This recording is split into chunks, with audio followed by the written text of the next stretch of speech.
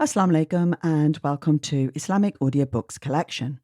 I will be reading 30 Lessons for Those Who Fast by Abdullah al-Qarni, which can be downloaded from kalamullah.com. Let's read. Page 88. Lesson 18. How do we train our children during Ramadan and at other times? In Ramadan, truthful training becomes manifest. So too does wise guidance in supervising the children, for they are a trust and a charge. The righteous forebears used to train their children to fast and help them to become accustomed to standing in prayer at night.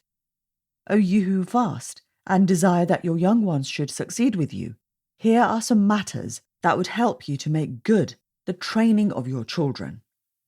First, be, O Father, an example in your character, behaviour, and in your life.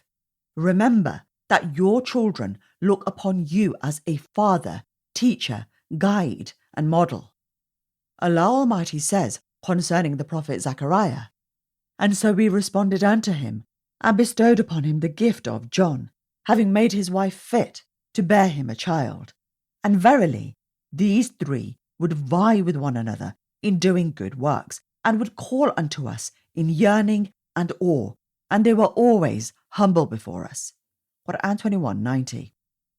Second, whatever children see or hear at home has a tremendous impact upon their lives and future. The presence of faith, the Quran, and prophetic traditions in the home, together with much remembrance and enjoining of Allah's commands and avoidance of his prohibitions, all will help in making the child upright and steadfast. The introduction of amusements, enticements, instruments of fun, and negligence of Allah's law all render your child ineffectual, playful, and marginal. Third, bond the child to Allah's book through memorization and recitation according to its rules of intonation. This is the period of memorization and reception. If the child loses this golden opportunity by wasting it aimlessly in television and relaxation, he will certainly regret it immensely in the future. He will deeply regret the wasting of those precious hours. Fourth, the companionships of your child during his early years and youth are extremely important. They should be prevented from associating with the vile, corrupt, and debased people. They are more harmful to your children than scabies. They can do more damage than any enemy. Only Allah, the God besides whom there is none, knows how many good children these miscreant characters corrupted. How many times has the company they keep affected children?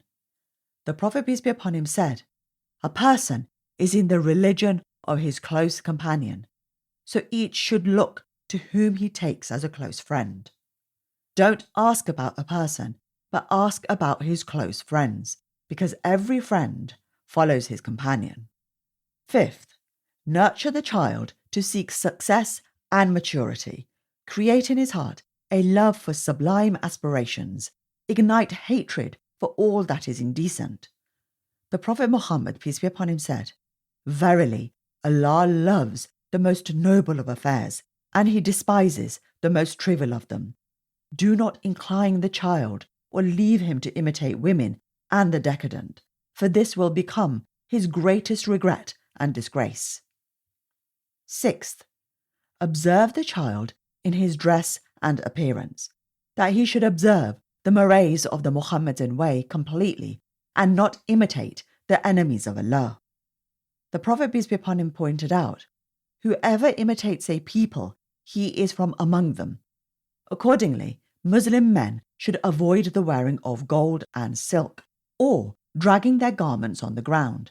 They should shun instability and despair in their conversations, as well as excessive laughter, merriment, fickleness, haste, feeble-mindedness, time-wasting, and other such faults and defects. Seventh, exalt the affairs of Allah, and all that relates to his religion in the heart of the child. The parent should also sanctify Allah's names, qualities, and actions. He should recognize him as free of all defects and display this to his child, instilling in him the greatness of Allah, his Quran, and noble messenger, peace be upon him. Eighth, encourage the child to seek useful knowledge. The parent should help him to be serious and sincere in this undertaking, and likewise to sacrifice, preserve, and repeat it. Make the child feel the fruits of ripe knowledge, and its alluring results are good enough reason to rise upon from slumber and negligence. Ninth, to pray for him to be successful in every prayer and desire from Allah that he should reform and guide him by the hand, to implore in the early hours of the morning and at the times when prayers are granted that Allah should write faith in his heart and help him with his angels. Allah Almighty says, "And those who pray, O our Sustainer, grant that our spouses and our offspring be a joy to our eyes, and cause us to be foremost among those who are conscious of thee." Quran 25 verse 74. 10th, show kindness and mercy to children.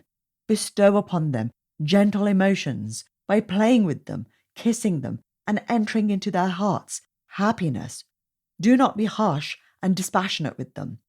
Neither should you hurt or embarrass them in front of the people. Every Muslim should treat his children the way the Prophet Muhammad, peace be upon him, did. For those who show mercy, Allah will show mercy upon them. O Allah, bless us wherever we are. Grant that our spouses and our offspring be a joy to our eyes, and cause us to be foremost among those who are conscious of thee. Alhamdulillah, that was the end of that lesson. Please do join us for the next lesson tomorrow, inshallah.